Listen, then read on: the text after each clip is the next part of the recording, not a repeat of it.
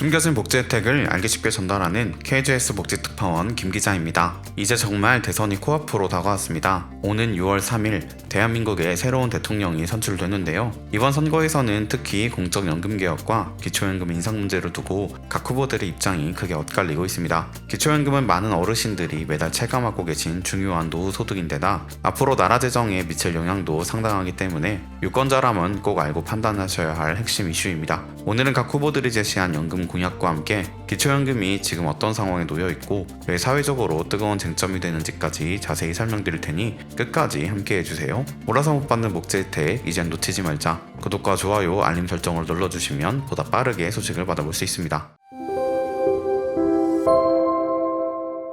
이번 대선에서 공적연금 개혁은 매우 중요한 쟁점으로 떠오르고 있습니다. 각 후보들이 제시한 방향성은 크게 두 흐름으로 나뉘는데 하나는 보편적 복지 강화이고 다른 하나는 선택적 복지를 통한 재정 안정입니다. 이재명 후보와 권영국 후보는 노인 빈곤 문제를 해결하기 위해 기초연금과 국민연금의 보장성을 높이고 사각지대를 해소하겠다는 쪽에 무게를 두고 있습니다. 반면 김문수 후보와 이준석 후보는 청년층이 느끼는 연금에 대한 불신을 줄이고 지속 가능한 제도로 개편하는 것이 중요하다고 주장하며 재정 건전성을 우선시하고 있습니다. 실제로 지난 5월 23일 사회 분야 대선 후보 토론회에서 이재명 후보는 국민연금 개혁은 단순한 보수적 조정이 아니라 구조적 개편이 필요하다고 강조했고 권영국 후보는 소득 대체율을 현행 43%에서 50%까지 올려야 한다며 구체적인 숫자를 제시했지만 실행 방법이나 예산 확보 계획 등은 제시되지 않아 아쉬움을 남겼습니다. 반면 김문수 후보는 인구 구조 변화에 따라 연금액이 자동으로 조정되는 장치를 조기에 도입하겠다고 밝혔고 이준석 후보는 청년층의 연금 계좌를 기존 세대와 분리하는 신연금 제도를 도입하겠다고 하면서 보험료 납부액에 비례해 급여를 받는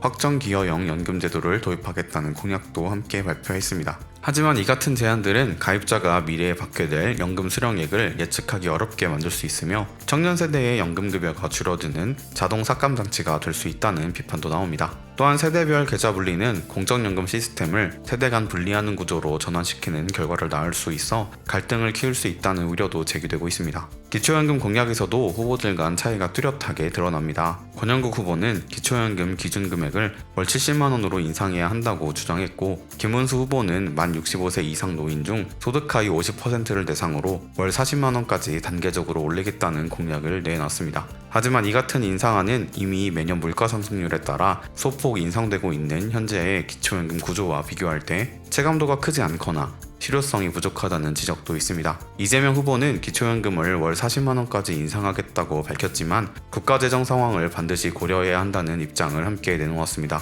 이준석 후보도 마찬가지로 인상 필요성은 인정하면서도 기초연금 수급 대상인 하위 70%의 비율을 줄여야 한다고 주장하며 차등 지급 방식을 함께 검토해야 한다고 밝혔습니다. 전문가들도 단순한 지급금액 인상보다는 수급 대상 비율을 축소하고 소득 수준에 따라 차등 지급하는 방식이 필요하다는 의견을 내놓고 있습니다. 과거보다 경제적으로 여유 있는 베이비 부머 세대까지 대거 기초연금 수급자로 편입되면서 실제로 소득이 없는 저소득 고령층에게 충분한 지원이 돌아가지 못하고 있다는 지적도 함께 제기됩니다. 한국보건사회연구원은 기초연금 수급 대상을 줄이고 남은 예산을 국민연금 사각지대에 있는 저소득층에게 투입해야 하며 독일처럼 국민연금에 성실히 가입한 사람에게는 소득 대체율을 높여주는 방향으로 개편해야 한다는 제언을 내놓고 있습니다. 기초연금의 도입과 확대 흐름도 함께 짚어볼 필요가 있습니다. 기초연금은 2014년부터 본격 확대 시행된 제도로 만 65세 이상 소득 하위 70%의 노인에게 국가재정을 통해 매월 일정 금액을 지급하는 노후소득 보장장치입니다.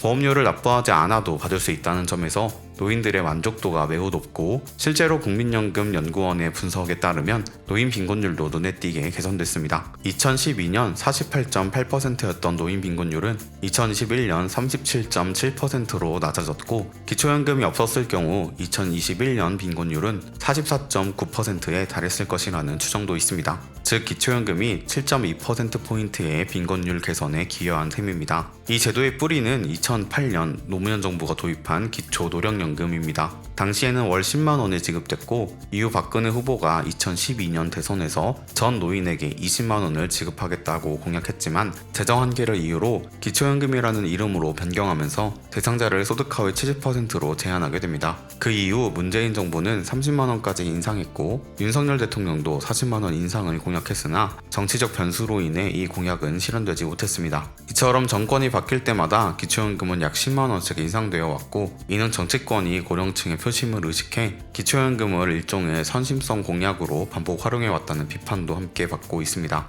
그러나 전문가들은 이제 기초연금 인상이 단순한 복지 확대가 아니라 그로 인한 재정 지출 확대를 어떻게 감당할 것인가를 반드시 함께 고민해야 한다고 지적합니다. 기초연금은 이미 수급자 수가 크게 늘어나고 있으며 2014년 435만 명이었던 수급자가 2025년엔 700만 명에 이를 것으로 예상됩니다. 같은 기간 예산도 6조 8천억 원에서 26조 원으로 급증했습니다. 이처럼 기초연금은 재정 지출 중에서도 고정적으로 지출되는 의무 지출 항목으로 지속적으로 늘어나는 고령 인구 속에서 국가 재정의 압박 요인으로 작용하고 있습니다. 2023년 한국은 공식적으로 초고령 사회에 진입했으며 앞으로 연금, 건강보험, 요양급여 같은 복지 항목 대부분이 정부 예산에서 자동으로 집행될 예정입니다. 이 때문에 기초연금은 건드릴 수 없는 성역이 되어가고 있고 그만큼 재량 지출 여력을 줄이고 있다는 우려도 커지고 있습니다.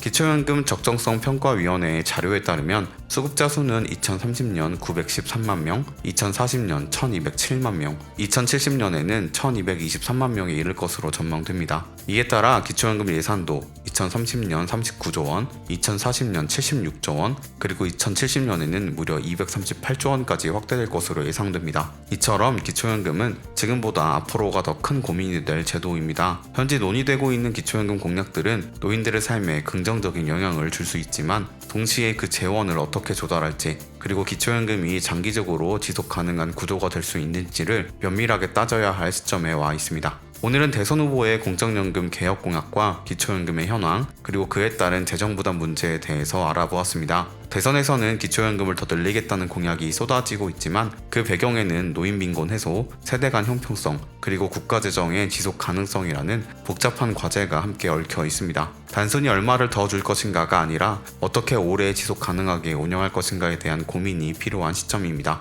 표심을 겨냥한 포퓰리즘이 아니라 진짜 어르신들에게 실질적인 도움이 되는 정책이 선택되길 바라며 이번 선거에서는 여러분 한 분 한 분의 선택이 더 중요한 이유입니다. 놓치는 혜택이 없도록 숨겨진 정보를 차단해서는 복지특파원 저 김기자가 앞으로도 도움되는 소식 전달해 드리도록 하겠습니다. 채널 구독과 좋아요, 알림 설정 부탁드리며 더 좋은 정보로 찾아뵙겠습니다. 지금까지 KGS 복지특파원 김기자였습니다.